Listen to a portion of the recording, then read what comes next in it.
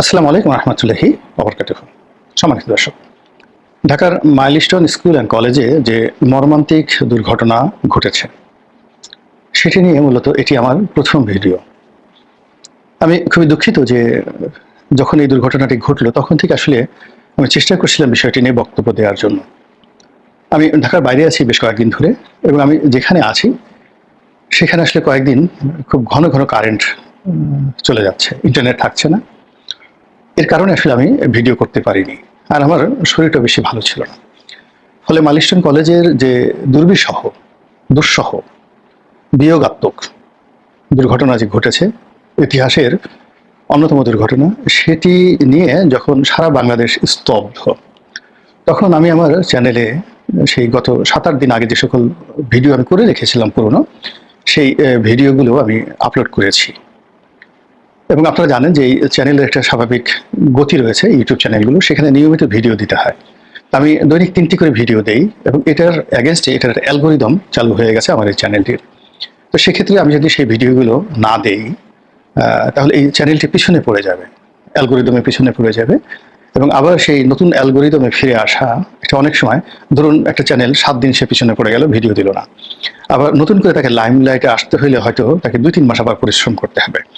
এই জন্য যারা ইউটিউব চ্যানেল দেখেন বা যাকে বলা হয় যারা চালান, তারা এটা খুব ভালো করে, অনেকে জানেন অনেকে জানেন না, সেটা হলো এটা ধারাবাহিকতা বজায় রাখার জন্য নিয়মিত এখানে ভিডিও দিতে হয়। তো দৈনিক আমি যেমন 3টি ভিডিও দিই, সব ভিডিওর কোয়ালিটি ভালো হয় না, বা সকল ভিডিও প্রাসঙ্গিক হয় না, অনেকটা মনের বিরুদ্ধে, ইচ্ছার বিরুদ্ধে অনেক কথা বলতে হয় শুধুমাত্র এই চ্যানেলটিকে চালু রাখার জন্য।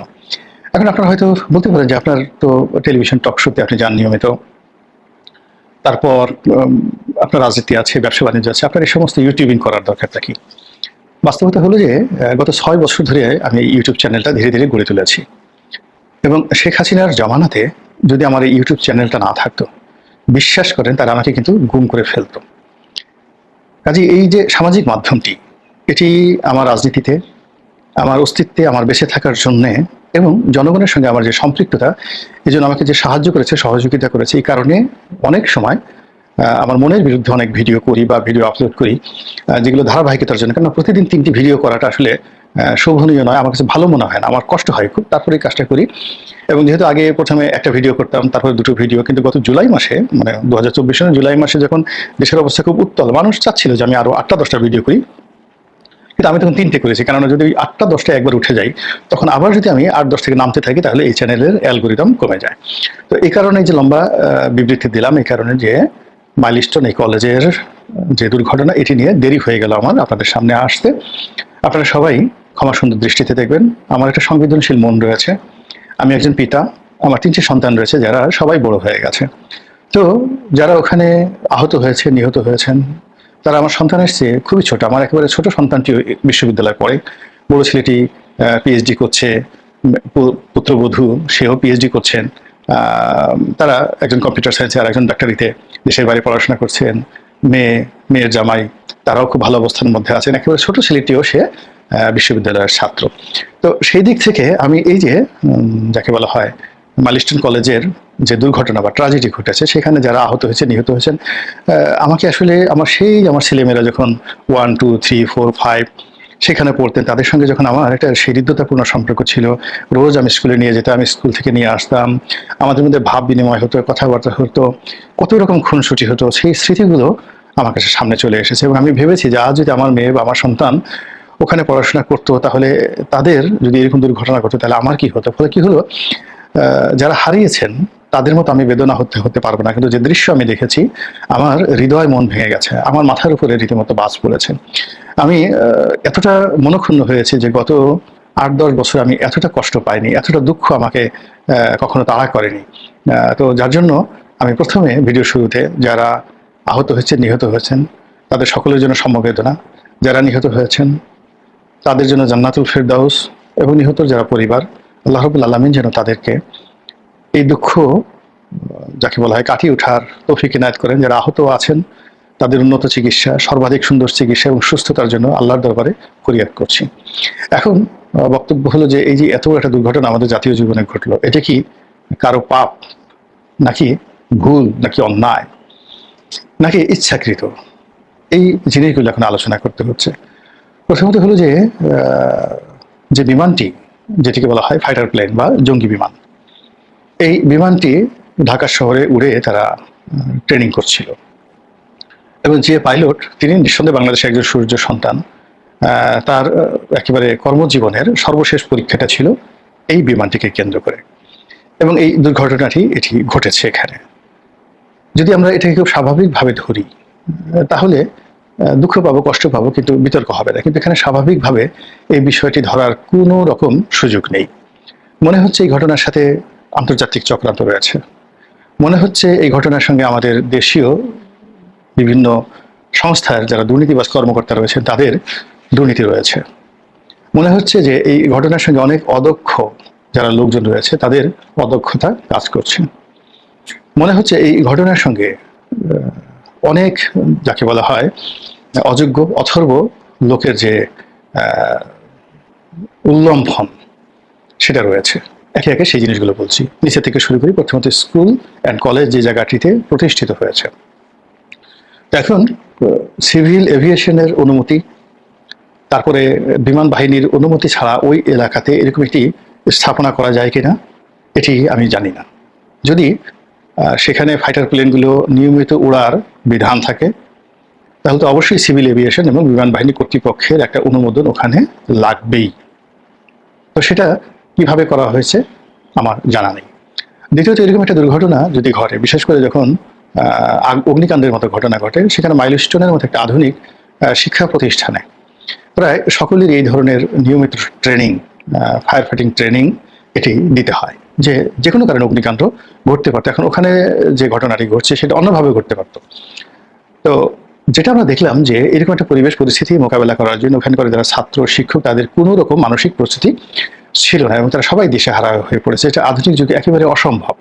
এখন যেখানে উন্নত বিশ্বে পাড়াগাঁয়ের একটা ছোট প্রাইমারি স্কুল, যেখানে মাত্র 20-25 জন ছেলে মেয়ে অধ্যয়ন করে, 2 জন শিক্ষক রয়েছে, সেখানেও কিন্তু এরকম যাকে বলা হয় প্রাকৃতিক দুর্যোগ হলে কি করতে হবে, বা বন্যপ্রাণীর আক্রমণ হলে কি করা যেতে পারে, হঠাৎ কি অসুস্থ হয়ে গেলে কি করা যেতে পারে, এই ধরনের বিষয়গুলো নিয়মিত ট্রেনিং দেওয়া হয়। তো এখন মাইলস্টোন কলেজের এই ছেলে মেয়েদেরকে স্কুল কর্তৃপক্ষ এই ট্রেনিংগুলো দেওয়া হয়নি।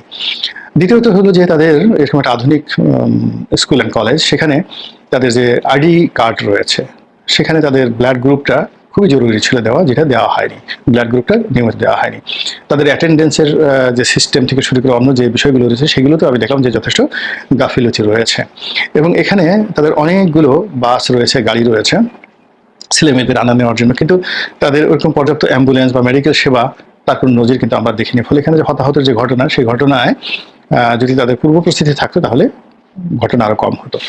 দ্বিতীয়, যদি আমরা বিমান বাহিনীর ক্ষেত্রে আসি, আমরা জানি যে বিমান বাহিনী যে আগের, এখন নয়, ঠিক আগে একজন বিমান বাহিনী প্রধান ছিলেন আপাদ মস্তক দুর্নীতিবাজ। তো সেই দুর্নীতিবাজ লোকটি আমেরিকাতে একবার নিষিদ্ধ হয়েছিলেন, খবর এসেছে, কানাডাতে ঢুকতে পারছেন না, তার ব্যাংক ফ্রিজ করা হয়েছে, তার ছেলে মেয়ে ওখানে আছে, নানা রকম কীর্তি কাহিনী। এখন এই যে বিমান বাহিনীকে কেন্দ্র করে বিমান বাহিনীর প্রধানের বিরুদ্ধে যে অভিযোগ এসেছে, এর একটা চ্যানেল রয়েছে, এর একটা সিন্ডিকেট রয়েছে দুর্নীতির, এবং সেই দুর্নীতিটা এখনো চলমান। এর কারণ হলো গত 11 মাসে কোনো একটা ডিপার্টমেন্টে শেখ হাসিনা জমানার যে অনিয়ম দুর্নীতি, এটা কমে নাই, বরং ক্ষেত্র বিশেষে অনেক অনেক বেড়ে গিয়েছে। তো সেই ক্ষেত্রে এই যে বিমানটি, এটি যারা কিনেছিল, এটা প্রাথমিক দুর্নীতি। দ্বিতীয়ত হলো এটার মেনটেন্যান্স থেকে শুরু করে এটা ট্রেনিং যা কিছু আছে তার সঙ্গেও বিশাল একটা দুর্নীতি জড়িত থাকতে পারে। তো এই বিষয়গুলো নিয়ে আমাদের চিন্তা করতে হবে, যেগুলোকে এই দুর্নীতিকে আপনি রীতিমতো পাপ হিসাবে আখ্যায়িত করতে পারেন। থার্ডলি হলো যে এই ঘটনাটি ঘটার পর বিমান বাহিনীর যে ইমিডিয়েট রেসপন্ড দরকার ছিল, সেনাবাহিনীর যে ইমিডিয়েট রেসপন্ড দরকার ছিল, আইনশৃঙ্খলা রক্ষাকারী বাহিনী থেকে শুরু করে সরকারের যে ইমিডিয়েট রেসপন্ড দরকার ছিল, সেই রেসপন্ডটা আসেনি। ফলে সারা দেশের মানুষ আহত, ব্যথিত। এবং আমার কাছে মনে হচ্ছে কেবলমাত্র ঢাকা বার্ন ইনস্টিটিউট, যেটি শেখ হাসিনার জমানাতে প্রতিষ্ঠিত হয়েছিল, ওই সময়টিতে যখন আন্দোলনের নামে জ্বালাও পোড়াও খুব তীব্র আকার ধারণ করলো এবং প্রচুর মানুষ অগ্নিদগ্ধ হতে শুরু করলো, হাজার হাজার মানুষ অগ্নিদগ্ধ, এদেরকে চিকিৎসা দেওয়ার জন্য সেই যে সাবেক ফ্যাসিস্ট সরকার শেখ হাসিনা, তিনি এই তার নিজের নামে শেখ হাসিনা বার্ন ইনস্টিটিউট নামে একটা এশিয়ার বৃহত্তম হতে পারে অথবা খুব নাম করা, এত বড় ইনস্টিটিউট এশিয়াতে আছে বলে আমার জানা নেই, তো এটা তিনি করে দিয়ে গিয়েছিলেন। তো সেই ইনস্টিটিউটটির এখন যারা কর্তা ব্যক্তি রয়েছেন, তারা এই পরিস্থিতির ভয়াবহতা আন্দাজ করতে পেরেছিলেন। ফলে একমাত্র এই প্রতিষ্ঠানটি দেখা গেল যে সমস্ত রোগীদেরকে সেবা দেওয়া, তাদেরকে ভর্তি করানোর ক্ষেত্রে যে করিতকর্ম তারা দেখিয়েছেন এবং এখন পর্যন্ত দেখিয়েছেন, প্রশংসা যদি কাউকে করতে হয় তাহলে এই বার্ন ইনস্টিটিউটের এখন যিনি পরিচালক রয়েছেন এবং তার যারা সহকর্মী রয়েছেন তাদেরকেই দিতে হবে। এর বাইরে বাকি যারা আছেন প্রায় মোরলে সবাই এরর করেছেন, ভুল করেছেন, আবার অনেকে পাপ করেছেন। সবচেয়ে ভয়াবহ যে বিষয়টি হলো এই ঘটনার সঙ্গে কোনো আন্তর্জাতিক চক্রান্ত রয়েছে কিনা, সেটা পশ্চিমাদের হতে পারে, সেটা ভারতের হতে পারে, পাকিস্তানের হতে পারে, বাংলাদেশকে অস্থিতিশীল করার জন্য, এমনকি অন্য কোনো রাষ্ট্রেরও হতে পারে। এর কারণ হলো এর সাথে অনেক কিছু জড়িত। যে বিমানটি দুর্ঘটনা কবলিত হলো, এই বিমানটি কোন দেশের তৈরি, এই বিমানকে যাকে বলা হয় আন্তর্জাতিক বাজারে এটিকে একটি ত্রুটিযুক্ত বিমান হিসেবে আখ্যায়িত করার জন্য এই ঘটনা ঘটানো হতে পারে। এবং আপনারা জানেন যে এই বিমানটি, যতটুকু আমি শুনেছি, এটি চীনের তৈরি একটি বিমান এবং এটার যে টেকনোলজিটা সেটা হলো রাশিয়ার তৈরি যে MiG-29 যুদ্ধ বিমান রয়েছে, যেটিকে আমেরিকার যে F সিরিজের বিমান, F-16, F-35 যেগুলো আছে, তো এই সমপর্যায়ের বিমান হলো রাশিয়ার মিগ সিরিজের বিমান। আর রাশিয়ার সেই মিগ সিরিজের বিমানটি আবার চায়নারা তৈরি করেছে, এই এখন আমরা যেটা এখানে হারালাম যে বিমানটি। তো চাইনিজ বিমানের এখন খুব জয় জয়কার, যেমন তুরস্কের ড্রোন, তারপর শেষে ইরানের ক্ষেপণাস্ত্র এই মুহূর্তে পৃথিবী কাঁপাচ্ছে। তো সেক্ষেত্রে যুদ্ধ বিমানের ক্ষেত্রে একটা নতুন দিগন্ত উন্মোচন হয়েছে চায়নার যুদ্ধ বিমানের ক্ষেত্রে। এই কারণ হলো বিগত যে ভারত পাকিস্তান যুদ্ধ, সেই যুদ্ধে যে ডগ ফাইট, সেই ডগ ফাইটে চাইনিজ বিমানগুলো নিয়ে, যুদ্ধ বিমানগুলো নিয়ে পাকিস্তানের বিমান বাহিনী যে পারঙ্গমতা দেখিয়েছে, যে দক্ষতা দেখিয়েছে, এটি সারা বিশ্বকে অবাক করে দিয়েছে। এবং সেখানে রাফায়েলের মতো বিমান বা F-16 এর মতো বিমান বা F-35 এর মতো বিমান, সেগুলোকে টেক্কা দিয়ে চাইনিজ বিমানের বলতে গেলে জয় জয়কার আমরা দেখেছি। ফলে কি হলো, আন্তর্জাতিক অঙ্গনে চাইনিজ বিমানকে যারা সুযোগ দিতে চাচ্ছে না, তাদের এই চক্রান্তটা হতে পারে। এর বাইরে যেটা হতে পারে সেটা হলো পশ্চিমারা এই বাংলাদেশে এখন অনেক কিছু নিয়ে খেলাধুলা করছে এবং যারা, আপনি চিন্তা করেন, একজন বিন লাদেনকে মারার জন্য এই একটা 9/11 ঘটাতে পারে এবং তাদের গর্বের ধন টুইন টাওয়ার, সেই টুইন টাওয়ার নিজেরা আক্রমণ করে মাটির সঙ্গে ভ্যানিশ করে দিয়ে স্পট, মানে বলতে গেলে প্রায় 1,500 লোক সঙ্গে সঙ্গে তারা মেরে ফেলতে পারে, তাদের নিজের দেশের জনগণ। তারা পারে না এমন কোনো কর্ম নেই। এবং এটা আমরা আরো বেশি সন্দেহ করছি যে এই দুর্ঘটনা ঘটার একদিন বা 2 দিন আগে দুটো ইন্টারনেট পোর্টাল থেকে এবং ভেরিফাইড ফেসবুক পেজ থেকে সম্ভবত এই জিনিসগুলো চালানো হয় আফ্রিকা থেকে। কেউ আবার বলছে এটা একটা অংশ আফ্রিকাতে আছে, ওই পেজ দ্বারা চালায়, আর একটি যেটা রয়েছে আমেরিকার হাওয়াই দ্বীপপুঞ্জ। তো হোয়াটএভার ম্যাম, এই হাওয়াই দ্বীপপুঞ্জ হোক আর আফ্রিকাতে হোক, ডাজ নট ম্যাটার, কিন্তু একটা ভেরিফাইড ফেসবুক পেজ থেকে স্পষ্টভাবে বলা হয়েছে যে একটি শিক্ষা প্রতিষ্ঠানে, শিশুদের একটি শিক্ষা প্রতিষ্ঠানে এই দুর্ঘটনা ঘটবে। এবং তার একদিন পরে এরকম একটি ঘটনা যখন ঘটে যায়, তখন এটা নিয়ে ঠাট্টা মস্করা করার, এটা নিয়ে ঘুমিয়ে থাকার কোনো রিজন নেই। এবং সেই ঘটনাটাই কিন্তু বাংলাদেশে ঘটেছে। এবং এই পুরো ঘটনা যারা তদারক করবেন, মনিটরিং করবেন, সেটা আমাদের গোয়েন্দা সংস্থা কিংবা আমাদের রাষ্ট্রীয় সংস্থা, যারা এই ঘটনাকে যাকে বলে প্রতিহত করে দেওয়ার মতো তদারককারী সংস্থা রয়েছে, বাংলাদেশের সিভিল এভিয়েশন রয়েছে।